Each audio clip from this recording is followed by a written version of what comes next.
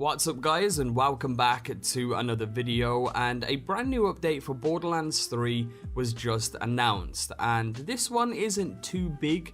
There really isn't that much to go into. However, as many of you will know, today, probably by the time this video goes up, the brand new Mox's Heist of the Handsome Jackpot DLC will be live in Borderlands 3. So you guys will be able to jump in game and play through that new content and hopefully have some fun while doing it. But aside from that, there is still a few things that we can talk about from the patch notes. So as always on the channel, we're going to be covering everything you need to know about this brand new update.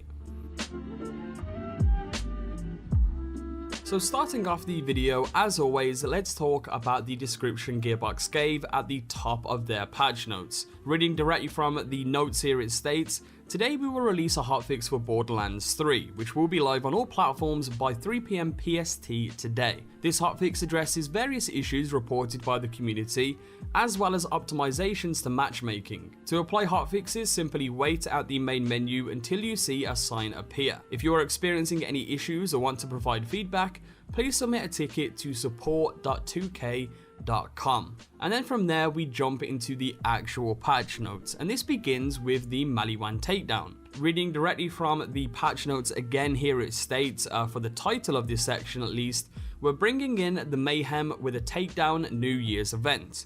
Start off the new year by jumping into the takedown at Maliwan Black site from Tuesday December 31st to Monday January 16th. You can enjoy the takedown balanced to the number of players in your party. Matchmaking service will also temporarily be updated to prioritize getting parties into takedown quickly instead of waiting for a full party during the event. This is a great opportunity for anyone who's wanted to try the takedown but was reluctant due to it being scaled to a full party of 4. And I had to repeat the word reluctant there. I can't even say that word properly. But moving on again here, it states, make sure to complete the discovery mission from the panel on Sanctuary 3 to have the best matchmaking experience. So again, like it mentions, if you haven't really played through the Maliwan Black site too much yet, now is the perfect opportunity for you to do so. Anyway, moving on from that, we also have some matchmaking improvements here. Reading directly from the notes here again, it states, we've made some changes to the back end to improve the matchmaking experience in Borderlands 3. We've also moved the takedown and Maliwan Black site matchmaking option in the social panel forward.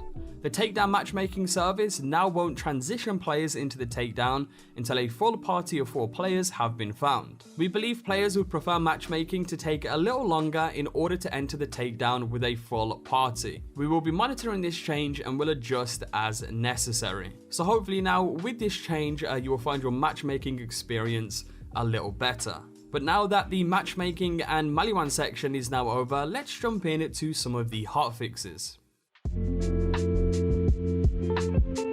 So jumping straight into the hotfixes section here, and there is still one more thing about the Maliwan takedown in this section, and it states, decrease the shields and armor on Maliwan Death Spheres in the takedown at Maliwan Black site. And the description they gave about this states, the recent patch improved the navigation of the Death Spheres in the takedown. As a result, these enemies have become much more difficult to track and hit.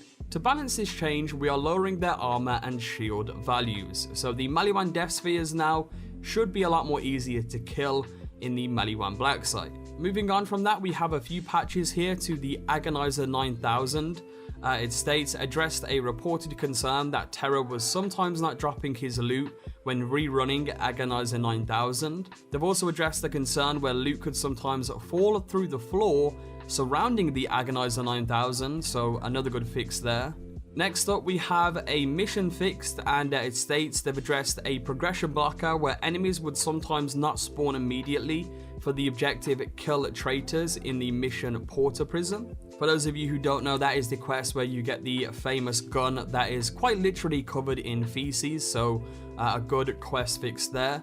They've also addressed a reported concern that Zane's Trick of the Light skill was sometimes reporting lower bonus damage values in its description than what it was awarding. And then the final one in this section, I told you guys it wasn't really a big update today.